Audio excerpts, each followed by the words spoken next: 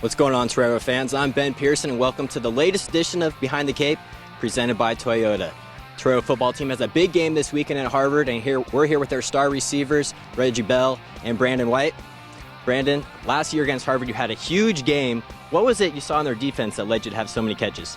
Last year, just the concepts Tanner wrote up were working for us pretty well, just trying to set up the DBs to try to get me open. I luckily had a big game, but as you can see from the last two games, anyone's capable of having a big game on our team.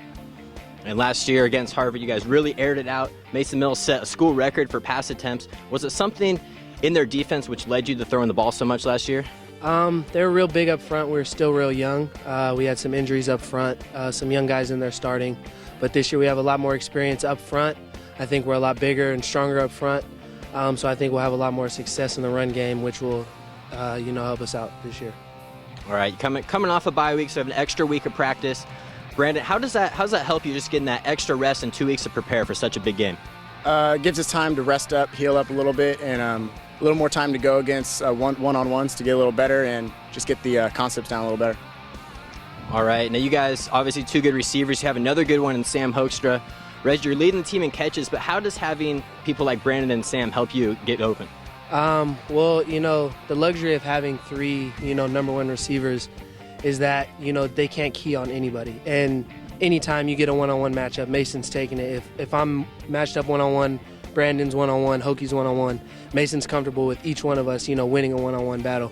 So the fact that everyone else is, just as equal a threat as the other, it doesn't allow defenses to key on one guy like, you see them doing doubling up Calvin Johnson. They can't do that because you do that, you're just going to get killed by the next guy.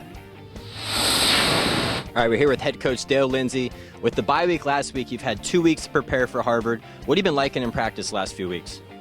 Well, I've really been pleased with the scout team. That's the part that we try to get our freshmen, who are mostly the scout team, to really come after us and make us work hard, give us the Harvard look, and they have done a really good job for it. And it makes our players respond more to game-type situations and speed. That's what we're really trying to get out of practice. All right, you played Harvard last year. You lost 28-13, although the game was a lot closer than the final score indicated. What are some things going over the game tape that stood out from last year that you can really improve on this year?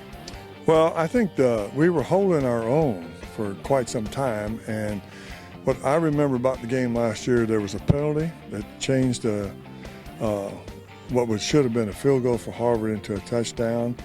Then we tossed the ball around, had a couple of turnovers, and one of our guys made a mistake on defense, and it wound up, I think, 28-13, when it was really like 13-7 at about 8 minutes to go. So, hey, take nothing away from Harvard. They did a great job. They capitalized on our mistakes. But I felt like had we not done that, the game would have been a lot closer, and we could have possibly won it. So it's going to be your third game, but Harvard, it's their first game. They're traveling across the country. Do you think it gives them an advantage having fresh legs?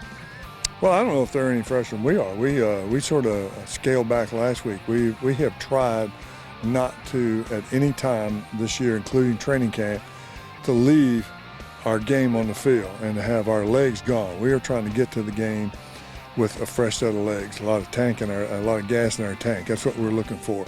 So today we've only been out here actually about an hour and 20 minutes.